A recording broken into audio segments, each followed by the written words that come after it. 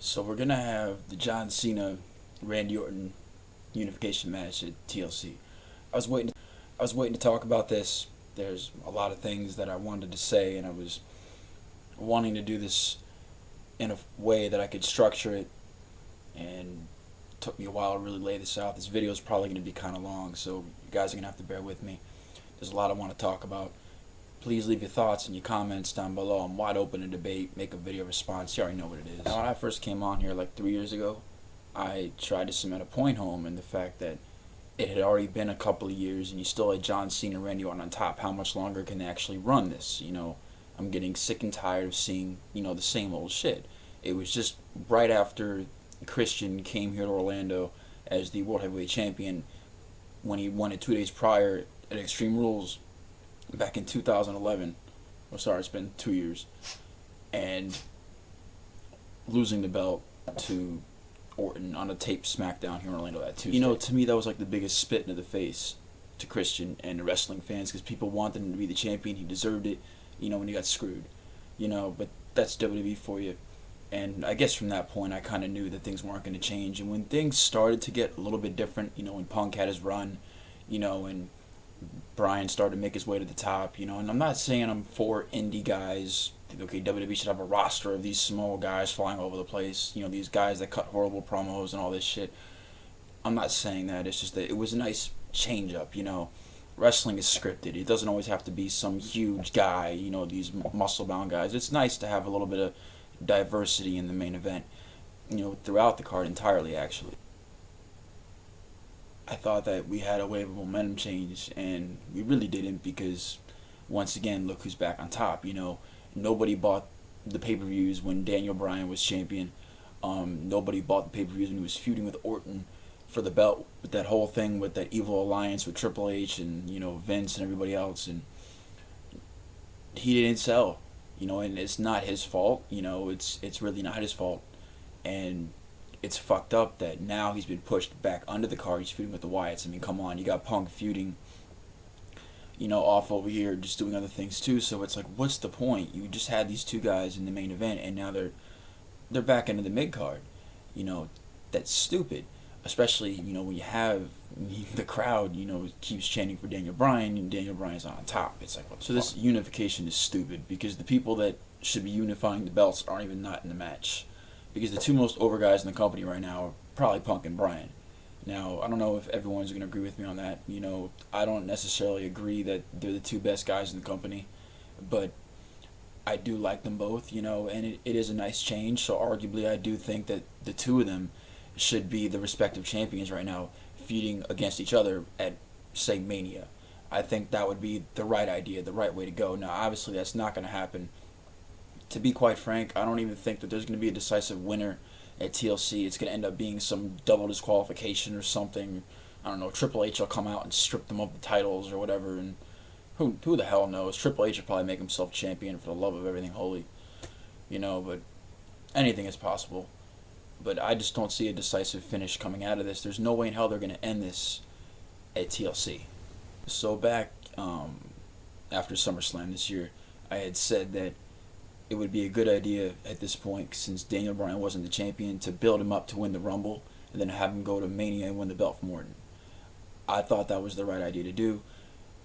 At this point, with what they're doing, inevitably Cena's going to go over. I mean, there's no way he's not, which is going to make him like a 15-time world champion.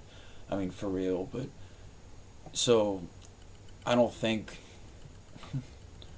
Bryan's going to win the Rumble at this point. I mean, it'd be nice. I mean, people want him to be the man so badly that he needs to just win the Rumble and go to Mania and win the belt. I just feel that it should be against Orton regardless, because this whole thing started with Orton when he was feuding with Orton over the belt originally. So why not have it end with Orton? I mean, he's already beaten Cena. I mean, granted, okay, Orton with two, but technically, it was never counted as a win. So, I mean, him having a legit win over Orton would be cool, and he could be the champion. It'd be awesome, but I highly doubt that's going to happen. They're probably going to have the rematch for this probably at Mania. They're probably going to push this back and push this back. I wouldn't be surprised if we would have a champion from TLC onward, the Mania, I would not be surprised if the title was just fucking vacant. I'm not saying it's gonna be, but with the WWE and the way they've been booking things, when not having a champion for months on end, I mean, I wouldn't be surprised.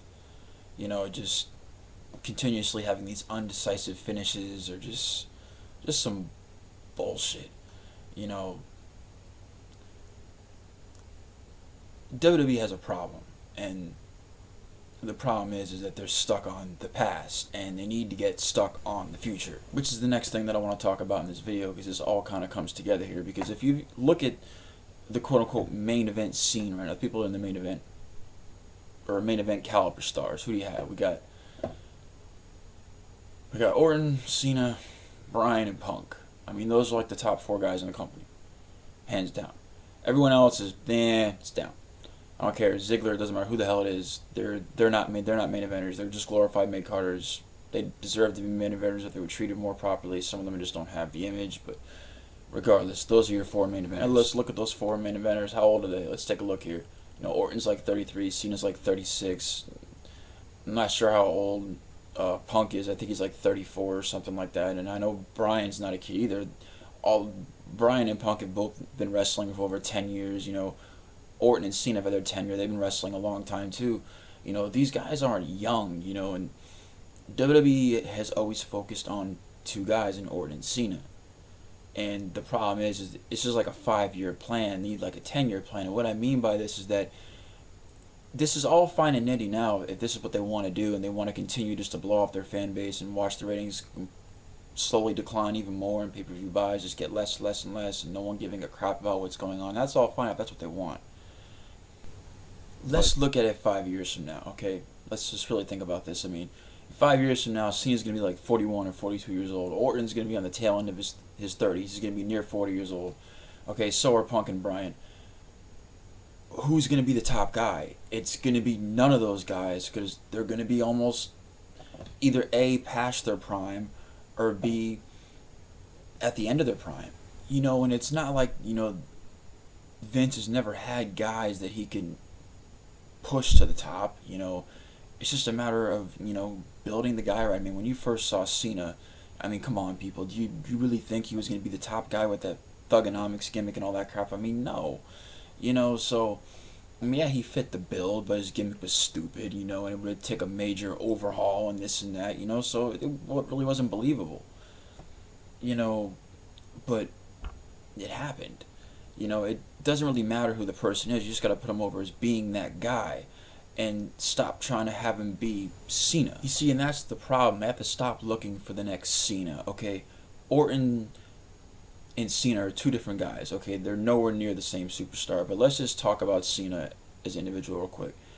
You can't compare Cena to Brock Lesnar, or, Brock Lesnar to The Rock, or The Rock to Austin, or the Austin to Brett, or, Brett to Michaels, or Michaels to Brett, or whatever. Okay, from Brett to Flair, from Flair to Hogan. I mean, it doesn't... Can't even really call Flair a top guy in WWE. He was a champion at one point, so I threw him in there. But my point is that it doesn't matter who you're talking about. All those top guys, the last guy, if they tried to sit there and fit the previous guy's shoes, they probably would have fluked.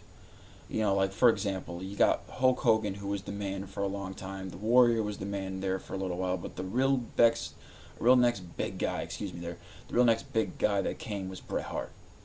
And your WWE, or WWE at the time, was having Bret Hart basically fill Hulk Hogan's shoes, if you think about it in that aspect. Could he really fill Hulk Hogan's shoes? No. And Bret Hart, even though he's like one of my favorite wrestlers of all time, he could not fill Hogan's shoes. Hogan's shoes are just too big for him. But he was still Bret. Just like you got Michaels. Could Michaels really fill Hogan's shoes? Of course not. Could he fill Bret's shoes? I mean, that's debatable. But he was just Michaels. He wasn't Bret. He wasn't Hogan. And it goes onward. Austin was himself. The Rock was himself. No one tried to be the last guy. WWE has never done this before, and it seems like they're so headstrong with Cena that unless they could find like a replica clone of Cena, then it's not going to change. Cena's always going to be the man.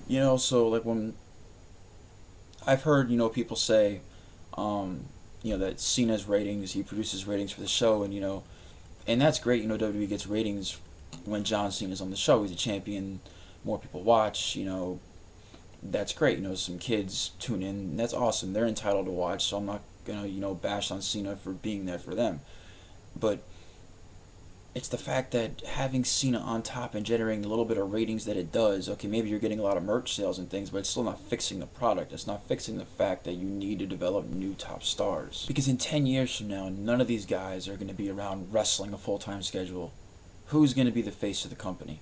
And WWE has just missed opportunities after opportunities with guys that they could have had a home run with, but they've just kind of crawl out of their fingertips, and the next thing you know, either they get fired in the spring cleanup or they ask for the release. Then you got guys like Del Rio who they bring into the picture, just shoot them to the moon and nobody gives a shit. Cement at home, 10 years, nothing's changed. In 10 years, things will have to change because these guys won't be around, possibly in the next 5.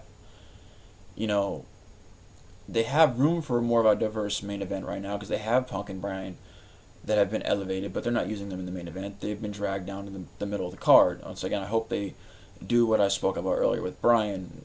I'll talk about Punk in another video. He's a whole other topic at this point. But, they're not even using what they have to actually build the main event right now. Instead, they're just using the two same guys they've been using over and over and over and just rotating certain guys in and out when they want to, here and there, maybe like once every blue moon. And that's not how you do things. You need new stars to main event the future of the WWE. Not one. You need like 4 or 5 guys that you have set on that are going to be your main event guys for your future. Have your future ready. So when the future comes, you're not just drifting afloat with nothing.